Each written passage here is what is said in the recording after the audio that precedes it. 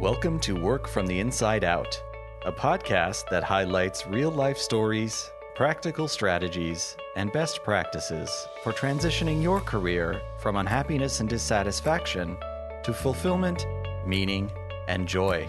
Now here is your host, career and executive coach, Tammy Guler-Loeb. Hey, everybody. I am delighted to introduce you to my guest today, Jaime Jay. At the core, Jaime is a connector of personalities and brands. He constantly challenges himself to be a better human being. He is also an amateur hockey player and starter geek who truly enjoys helping his clients rediscover themselves, their companies, and how to realize their why. Please join me in welcoming Jaime Jay. Hey, Jaime. Well, hello there. Thank you so much for having me on. I'm super excited. Me too. I really am. So thank you for joining us from your office in Springfield, Missouri today. So Jaime, this podcast is all about professional transitions, personal transitions, and just really about how do people find their way to making a life. Usually I talk about work life and career, but making a life that has, greater meaning, greater fulfillment, satisfaction in it. And as you told me, you said you're on your 8th life. So I'm really curious to hear what the previous 7 were, what the 8th one looks like. And I know you have a lot to say about transition as well. So I'm going to give you the floor. Oh my gosh. Thank you so much. Well, I will spare you the long story and give you the longer story. No, I've had several different life-changing events. Some devastating, others so joyful it keeps me going, even in the darkest times. And through all these different phases of my life or transitions, I've learned that for the first time, I really understand what's important. It took me forever to understand what my why was. Before, I thought my why was wristwatches and cars and suits and fancy stuff. And it was so materialistic. I was blinded by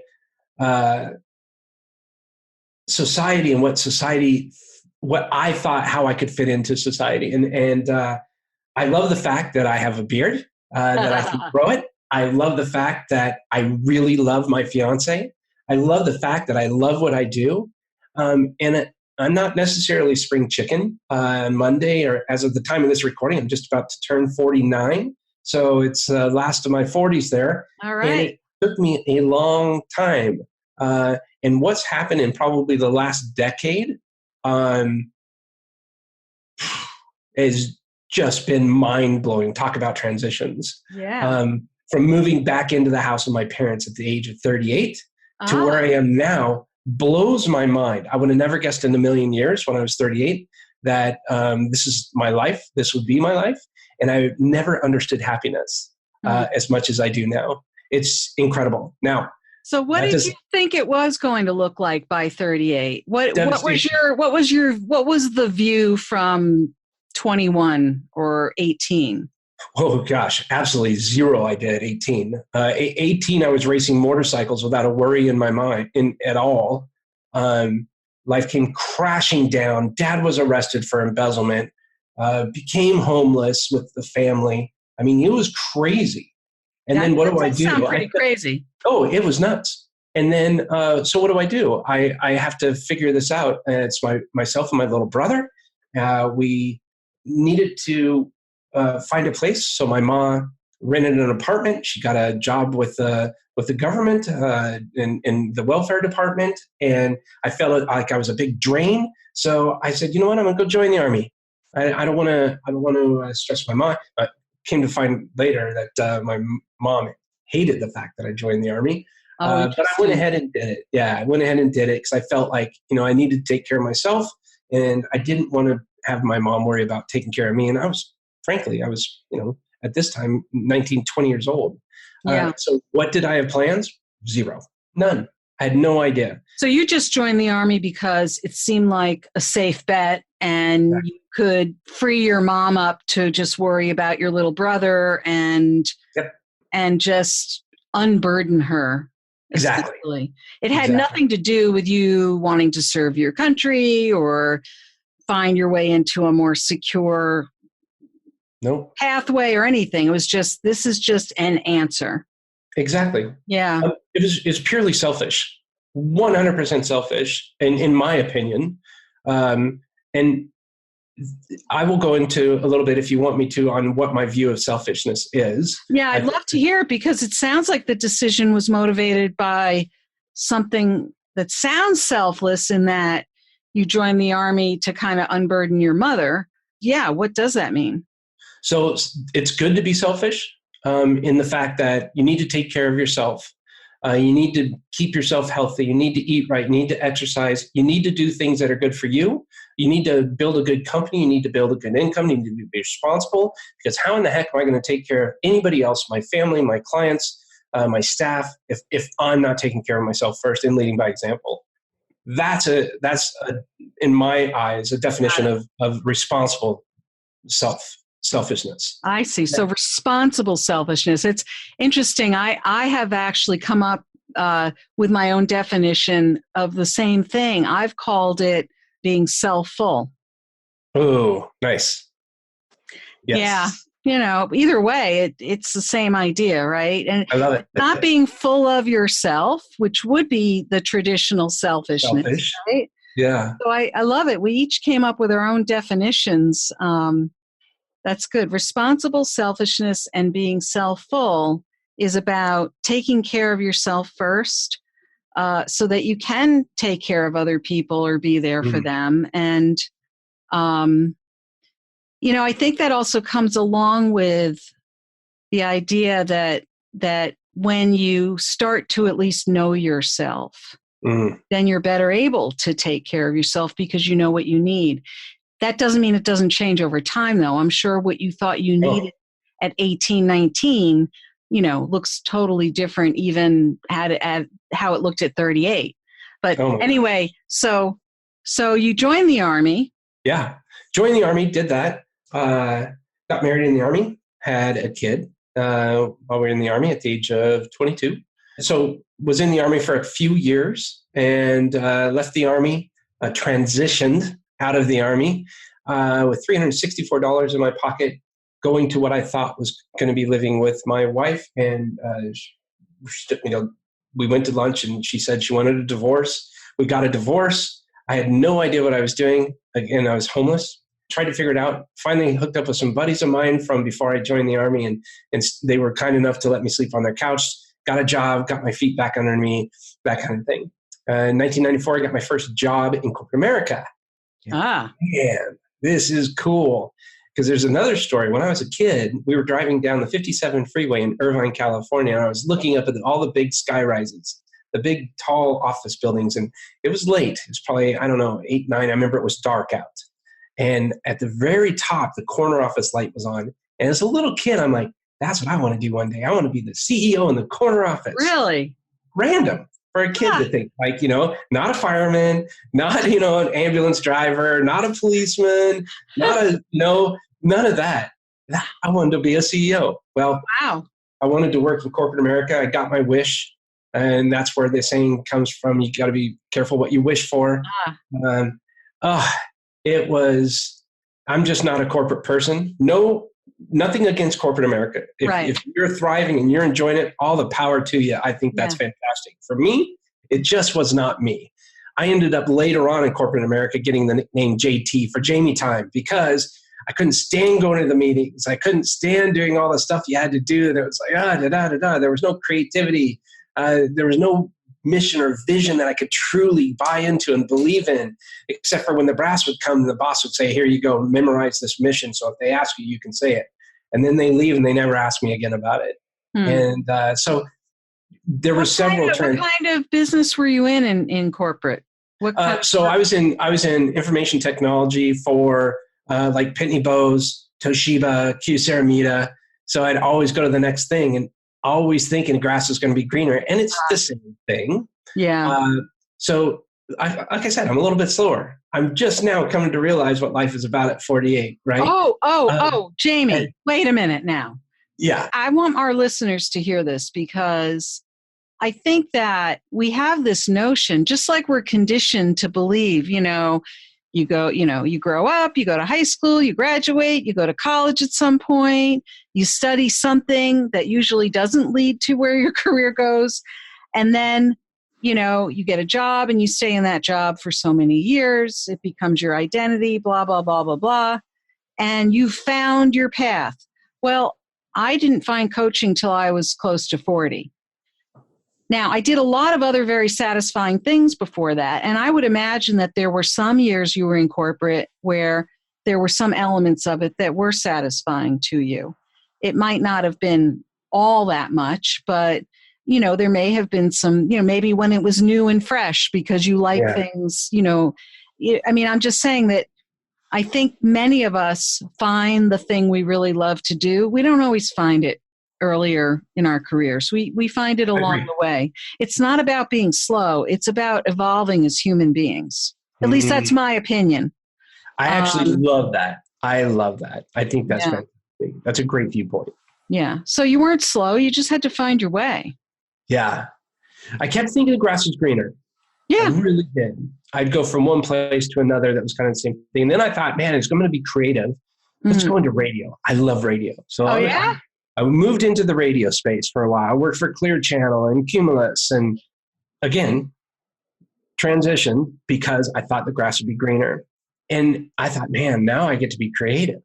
And radio, man, I'm going to do all these cool things. And, it was the same thing. I had to get every idea I had to go through corporate, the legal and all. And, I was just like that Mark Wahlberg movie. I don't know, with Will Ferrell. And he's like, I'm a peacock, man. I just want to fly. And that was me. I just wanted to do stuff. And I always hit a roadblock.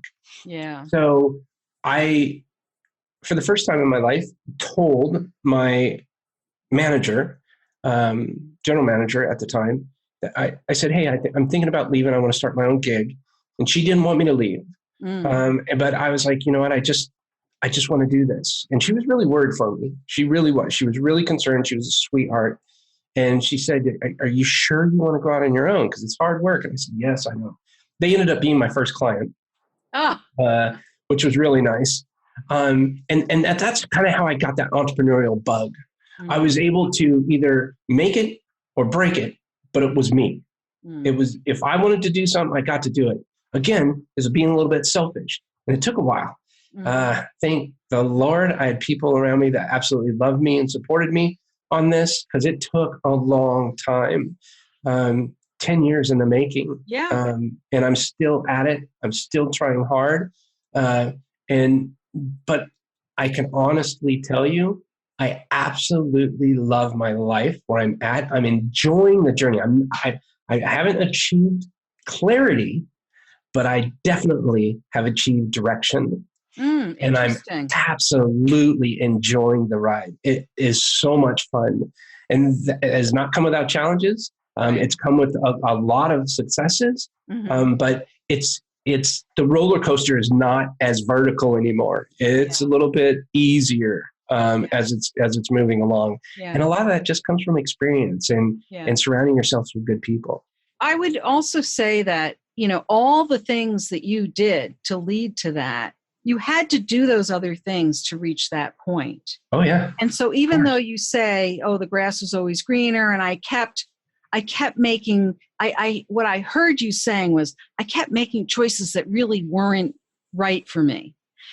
Yet by making those choices, to go from, some of the Nokia or some of the other companies to, radio, things like that. You were trying to find something that you would like. You were looking for, it wasn't just that you were, maybe you thought you were kidding yourself, but my sense is you were looking for something that you thought you might enjoy. And when you got there, you realized, this grass isn't that green. Okay. I'm learning about myself. I'm learning about this corporate world, and I'm learning it doesn't suit me. And finally, you decided, all right, time to, hang up my own sign and run my own show and take all the risks that entails and find my way. That's, there are some people who just aren't cut out for being part of a system that's larger than themselves in that way. Yep. But I would also say that all the things that you did up till that point have on some level informed what you're doing today, whether it informs what you're doing or what you're choosing not to do. Right? Yeah. Well, it also provides good experience. Yeah. There's no doubt that was a good experience. And I can relate to other people that are either in that industry or in corporate America. I understand what it is. And if they love it, I totally get that. I totally get that. Yeah. But I have a good reference point to come from, so I can speak intelligently if we need to. Right. Because you've been there. I mean, and I would imagine that given that the business that you're in now, that kind of experience and that understanding actually enables you to better serve your clients, I would think. Nailed it on the head. Yep. So those places where maybe there was a little more crabgrass than you expected, that grass is now getting greener because it's, I don't know, you found better fertilizer or something. No, I actually fell in love with crabgrass. There you go. So when you left Cumulus and you started your own business, is that the business you're in now, or no? Has this evolved? Oh, so that was a different business that you started. Yep. So yeah, it's evolved over time. So I was pretty techie back in the day. So I got started in SEO way back. Mm-hmm. And then I got into website development and things like that. And I did that for a long period of time. I did SEO and digital marketing, all that kind of stuff, quite a bit. And what I was finding is I was continually going out and getting new business. But what was driving me nuts is I would build good relationships with clients. Yeah. But once the job was done, the job was done. Yeah. So I tried, how am I going to maintain a relationship with these people? This is a great client. We get along great. How can I continue that relationship? And so I thought, okay, maybe I'll do like monthly management services. And I did that, but that wasn't really what I had intended because it was all kind of automated and you just did this stuff and just kept up. You didn't get to really to interact. That wasn't relationship focused. It wasn't relationship focused. Yeah. And I understand. I don't need to be touching base with them every single month, but quarterly or I just want to. What I found too was we've been building over 1,500 websites. And you see a website we built 3 or 4 years ago, guess what? They've grown. They need a new website. They need something else. But now that they're growing and scaling, I'm thinking, man, I'm growing and scaling. How come I don't help them do what I'm doing to grow my business affordably? And that's how it kind of transitioned into the virtual assistants as a business for me. Okay. Because I was doing it for myself, for my own business. Yeah. And I saw it was helping me. Yeah. We have 16 full-time staff members. All 100% remote. I see. Had it not been for me going through that and learning all about it, I probably would have never even thought of this. But I thought, well, I'm helping these people grow their business with digital marketing and websites and all of that stuff. I've always wanted to know how I could continue that relationship. Yeah. Why not offer virtual assistants? And this actually came through several conversations in a mastermind that I was involved in. And they're the one who kind of booted me along and said, hey, you probably should get into that. And I hit the road running full steam ahead. I had no idea that I had tripped into something that I would love so much because I'm so passionate about culture.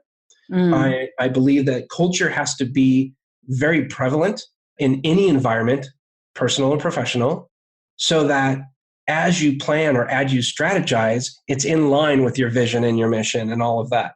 Because I believe without culture, strategy is, you can have all the strategy in the world, but if you're not getting everybody to buy into it and why they're doing it in the first place, there's going to ultimately be miscommunication, conflict, all of that stuff. Well, you're right. I mean, culture is, I've seen it over and over and over again that they say people don't leave a job, they leave a boss. Well, they're also leaving a culture. And who creates the culture? It's usually the leadership of the organization that has to engender that culture, right? Yeah, at least a starting point. Yeah, at least a starting point. And here's the other thing.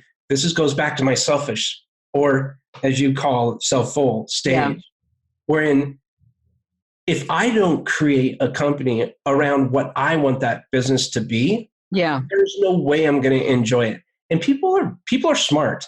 They're very observant. If I'm stressed or I'm not doing well, people will pick up on that in a heartbeat. Yeah.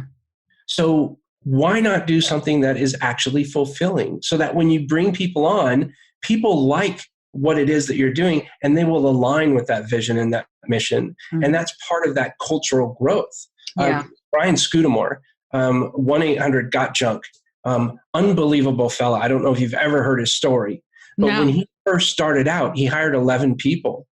And there was people in there that were talking behind other people's backs, and they weren't smiling when they're answering the phone. And he was busy at that point. He had 11 full-time staff. He fired everybody. He let everybody go, lost a couple clients because he was having to do everything himself. But then he built the company back up with people that believed in his vision, in his culture. And now he's making $250, $300 million a year with his franchises all over the globe. And just running an incredible culture within his organization. And people are there. They love showing up to work. Mike McAllowitz, the same exact way. You know, when he walks into the office, people don't go, oh, crap, the boss is here. Right. They're like, hey, Mike, how's it going? Checked out this cat video on YouTube. This is hilarious, you know? And he's like, oh, my gosh, that's great. Now, that's culture. People can get into that because that's fun. Right. Well, and it's also people being able to be themselves and not having to put on a facade or fake it when the boss shows up in the office, right? Yeah, 100%. Yeah. It's the same thing. If you hear me on my podcast, this is how I talk. Yeah. We were talking in the pre-interview. Yeah. This is how I talk. Yeah. It's just, I didn't used to be like that. No. I thought I needed to be somebody else that society wanted to see. Yeah. Yeah. And I'm still working on it, but I feel a lot more comfortable in my skin. Because I think, you know, you're painting a picture here. It looks, now I have a visual here. Once this airs, no one's going to have the visual, right? I have this lovely visual. You look like you're dressed very comfortably. You have this beautiful blue background with your logo. And it's just looks like a great, comfortable office environment there. And, you know, you got the great beard and the baseball hat, the whole thing. And I'm thinking, this guy's like easygoing, relaxed. He's happy. That all looks good. So what is it that you're still working on? Because it looks pretty perfect to me. Well, thank you. First of all, that's amazing. I needed that, especially today. So there's seasons. And I think we all need to go through them. We all need to experience them, because without experiencing these different seasons, emotional seasons I'm talking about. Okay. How in the heck are we going to learn from that or grow from that or understand and recognize when something happens? Okay, this is how I responded last time. That was incorrect. I need to maybe try something new. So I'm still working on that in my head a bit, and how I can do. I'm getting ready to speak at a conference. I'm super nervous. Okay. So maybe my stress levels are higher because I'm not comfortable. I'll sit in front of the video screen all day long, no problem, right? Yeah. But the second I sit there live and maybe I see someone talking to somebody, or I see somebody, you know, texting on their phone, and then I think, oh my gosh, what I'm talking about is not resonating. It's not important enough. Oh, it's all ooh, ah, me. Yeah. And I need to get out of that mindset. So I keep challenging myself and putting myself out in very uncomfortable positions so that I learn to understand and recognize that feeling, because this is in essence the underlying tone of what our conversation is today, understanding how to transition from one season to the next, or from one emotion to the next, or get out of my own way. That is probably my biggest challenge. Yeah, that's been a big theme lately.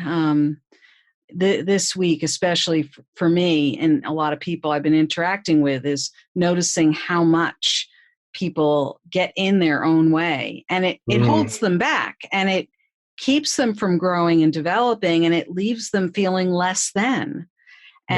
And so part of it, and it's not that you have to always be uncomfortable to grow. You can enjoy the process of trying new things and even enjoy, maybe not doing something really well right away. I know there are times where I'll try something new and I'll fall on my face, but to me, it'll just be funny.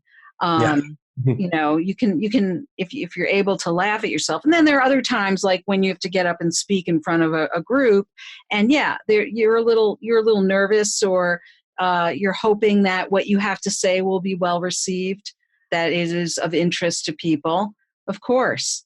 And so once it's done, there's always that sense of relief. And if you get some positive feedback, then you skip away kind of happy.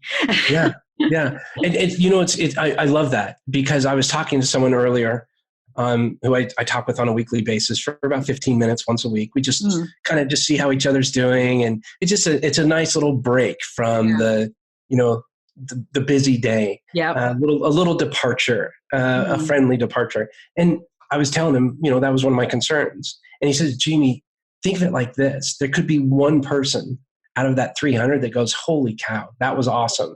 He goes, you won't even really know that, but just think there's probably one person, if not more, at least one person that resonates with your message. Yeah. And if that happens, you can rest assured that made your whole time worth it. Yeah. I thought, man, yeah, because I'm looking at the negative. I need to focus on the positive. Right. Well, I think you got to bring your selfish part of you to this, actually. I mean, I know I'm talking like a coach right now, but, Coach. Bring your selfish part, take care of yourself, because as you said, I think you would agree with this. When you are taking care of yourself, yes, you're better able to take care of others. There's another piece to that. When you're taking care of yourself, other people sense that, and they have more confidence in you. They pick up on the fact that you are standing in a good place, or that you're standing in a healthy place, and they're more willing to sort of hear what you have to say, because they see that you're standing in a solid place. Yep. I was just thinking about the book Amy Cuddy wrote, where she talks about the power poses. The name of her book is Presence, and it's all about, I don't know if she's still a Harvard professor, but she was a Harvard professor.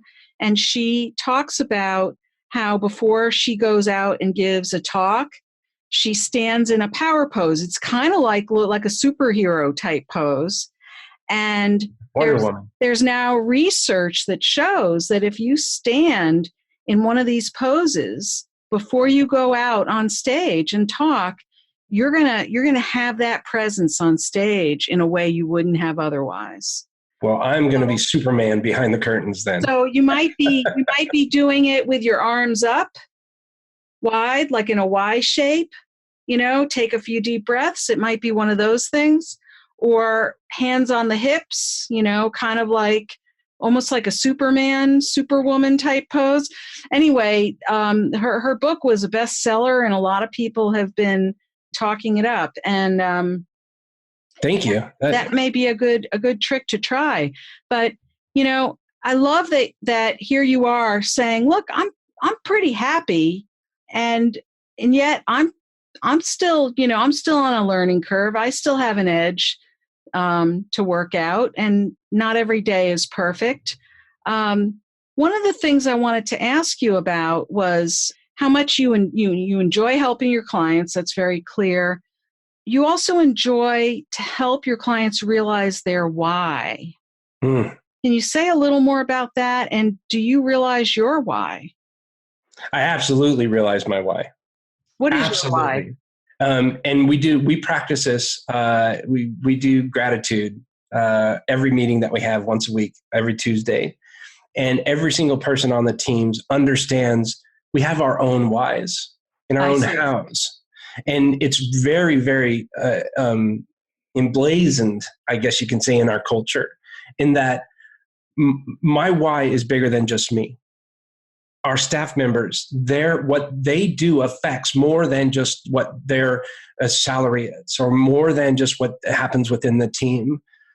Because of the position I'm in right now, and with the onset of the interwebs, I have a global impact now, a global responsibility. And we define this by calling it the ripple effect. Mm-hmm. And so everybody in our organization subscribes to the ripple effect, meaning that anything and everything that we do is much bigger than just us. There is a time where we need to be selfish and take care of ourselves, but everything that we do is much bigger. We have a violinist. She's part of the Philippine Symphony, the Manila Orchestra. Yeah. In Manila. Her dream is to go to Juilliard. I absolutely support everything that she does. I support everybody on our whole staff, but I'm just using this as an example. Yeah. And what she does is she goes out to children and she plays for free. And she's a beautiful violinist. Yeah. But she impacts people. And then maybe those kids fall in love with the violin, or they fall in love with music. Yeah. That's the ripple effect. That is the why for her. Yeah. She loves music. Yeah. But she also knows that, hey, we are a stepping stone to get her to maybe where she wants to be. So she's an unbelievable social media manager. Ah, okay. Right? Got it. So for me, I'm a big believer. I don't know if this is another visual, but I'm showing you I've got a bunch of plastic wristbands. Yeah. It's these are plastic that was cleaned up from the ocean. We donated. They send us these little bracelets, and they mean different things that are all related to the ocean. Mm-hmm. Whenever I go out to dinner, I don't like having plastic straws, right? Because they ultimately end up in a landfill, right? Or they end up in the ocean, right? That's my why. We want to be able to go around and visit different cultures, see what they're doing to help out the environment, the world. And I don't get too political on this at all. Yeah. I just like seeing clean oceans. I just like seeing clean water. Yeah. I just like seeing, but that's not what I do. I own a virtual staffing agency. Right. That's my means to what I believe at this point to an end, that if people come to my funeral, I would just love for them to say, he did so much for so many people. He really cared about the environment. He really wanted to do this. Even the people in the back row that whisper like, oh man, what a jerk, or he was not very, like, I want even the people in the back row to whisper, he really was a good guy. And he did things with kindness. He did a lot of good things. That's the why. Yeah. That makes me so motivated to do the little tiny things that we do today. Yeah. So I'm curious. So that guy, that person who believes in kindness and being kind to the planet, being kind to other people, was that the guy who was 18 or 21 going into the Army? He was a selfish little brat. Really? Selfish little brat. Never had to pay for anything when he was a young kid. His dad bought him a truck for doing good at a motorcycle. It was ridiculous. I didn't understand the value of $1 was. It took a long time for me to figure that out. And it took a long time for me to figure out that, hey, if I give and give and give, it is going to work out that much better for me, which, by the way, is a selfish, but a good selfish. Yes. Right? Yes. Because when you're, not last Christmas, but the year before, my girlfriend and I found out about this family. She was a mom with 3 kids. Her husband beat her. She was living by herself, couldn't afford barely to put food on the dinner plates for the kids. And we went over there and just gave them tons of gifts for the kids for Christmas. Mm-hmm.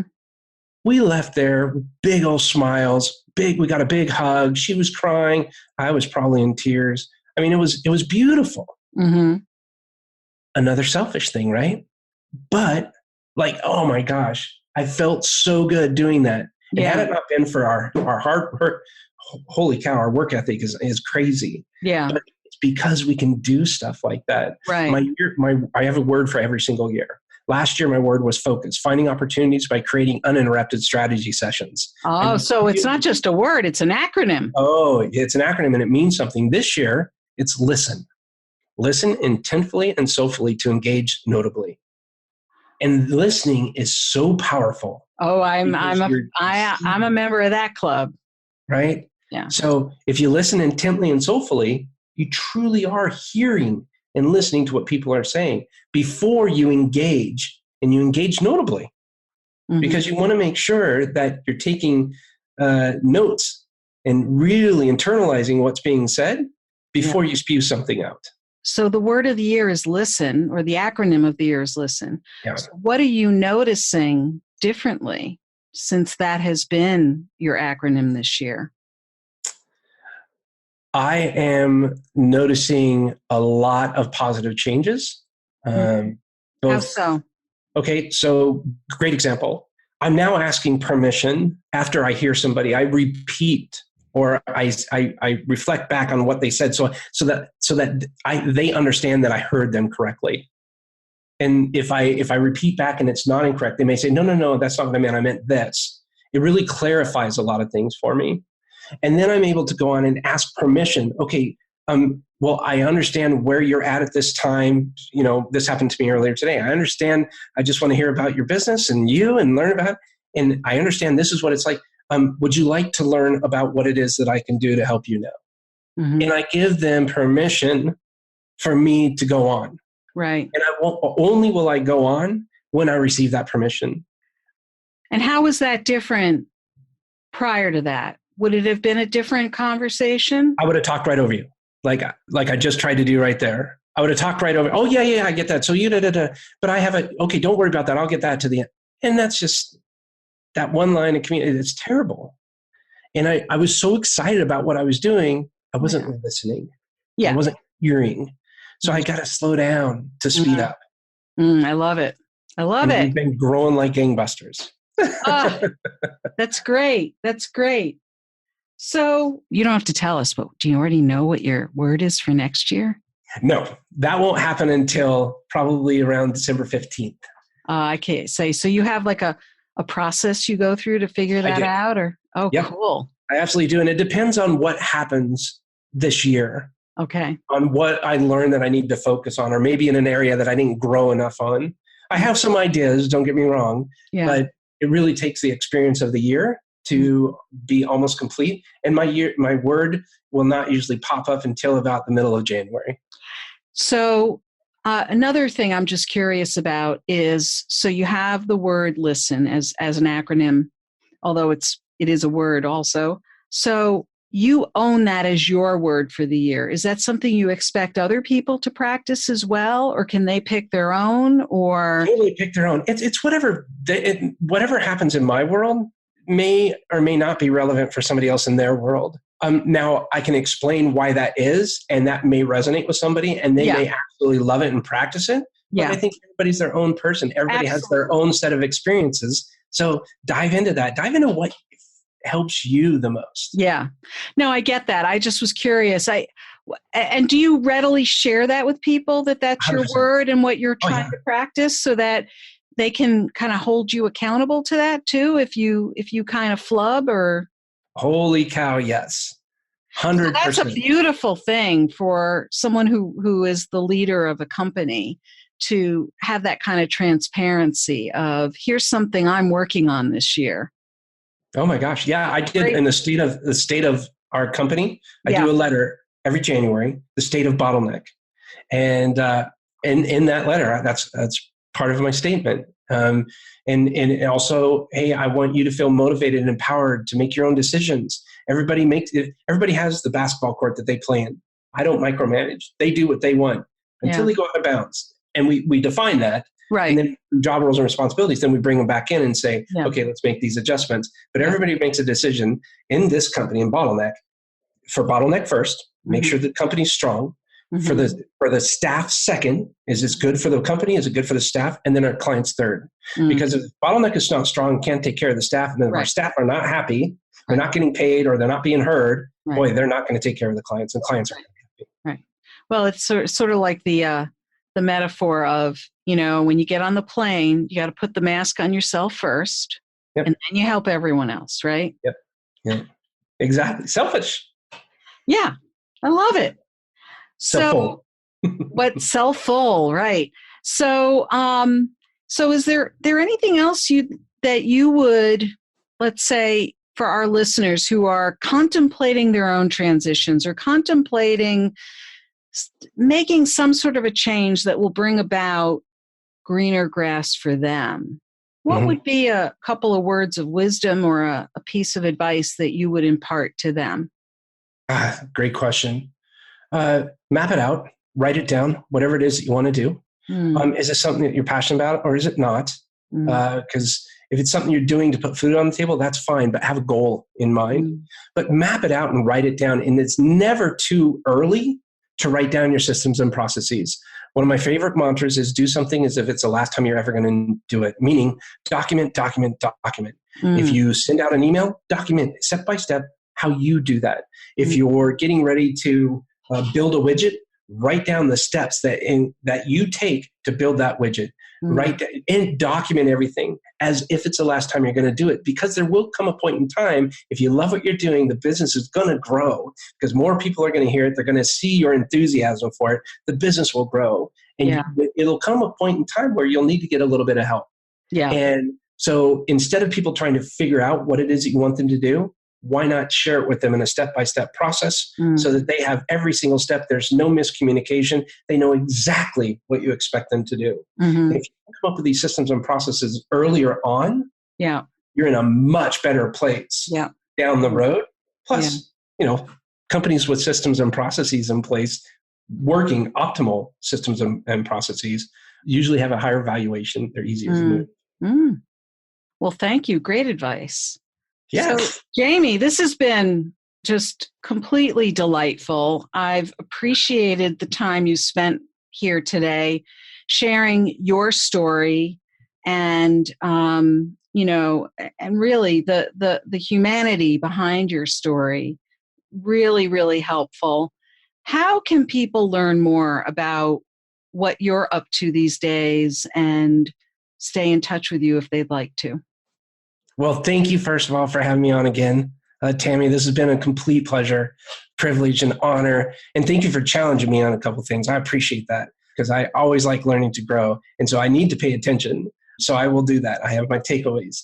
Yay! All you have to do is go to bottleneck.online. You can learn all about us there. Okay. You can Google. And that's one thing that I'll say. If you're at a place or at a stage, at a moment in time in your business, that you're a couple signs that maybe you're running late to meetings, you're spending too long on meetings, instead of being with the family on the weekends or the family after 5, and you're finding you have to work longer, those might be signs that you're starting to get a little bit too busy and your quality of life might be dipping. So why not check out at least what a virtual assistant might be able to do for you? And the first thing I recommend you do is Google virtual assistant companies and start learning about them. Go out there and find there's tons of them out there. Go out there and start learning about them and understanding what they can do and get a good idea. Like start exploring it, start preparing, get the systems and processes in place, your job roles and responsibilities, all of that. And I think that's probably a good way to start. But yeah, you can learn all about us and we'll help you stop the bottleneck in your business. All right. Bottleneck. Thank you. Yeah. Excellent. All right. Well, Jamie, thank you again. And I'm really going to be looking forward to uploading this. Oh my gosh. Thank you. Thank you, Tammy. I hope you enjoyed my interview with Jaime Jay. It was so much fun to speak with him and learn about his professional journey and how it has influenced the approach he takes with his business and life today. What is your key takeaway from our conversation? Is there something you'll put into action this week that you'll benefit from for years to come? Share what resonated with you in the show notes at workfromtheinsideout.com. Look for episode 031. That's also where you'll find all the links and resources from today's podcast. Are you thinking about what's next for you? Ready to consider your options or begin a process of exploration to get the clarity, energy, and plans you need to move forward? I am piloting a small group for 4 to 6 professional women who are curious, willing, and ready to engage in a 3-month program that offers the information, inspiration, and support you need to get where you are going next. Cohorts are beginning in September 2019. By the completion of the group, you will be refreshed and ready to take on new endeavors. Are you interested? Do you have questions? Please contact me through my website or through email, and we will schedule a conversation to explore the possibilities. If you enjoyed this episode with Jaime, please share it with your friends and colleagues, and don't forget to subscribe so you don't miss next week's show. Remember, subscribing is always free. Are you enjoying the podcast? I'd love to read your review on Apple Podcasts. It's easy to find my page at tammygulerloeb.com/Apple. Thank you for listening. And remember, it's never too late or too impossible to increase your sense of fulfillment and satisfaction in your work and other meaningful activities. Let me know how it's going for you. And who knows, maybe you'll be my next interview on this podcast. Bye for now. Thank you for listening to the Work from the Inside Out podcast. For more information, you can find us at www.workfromtheinsideout.com.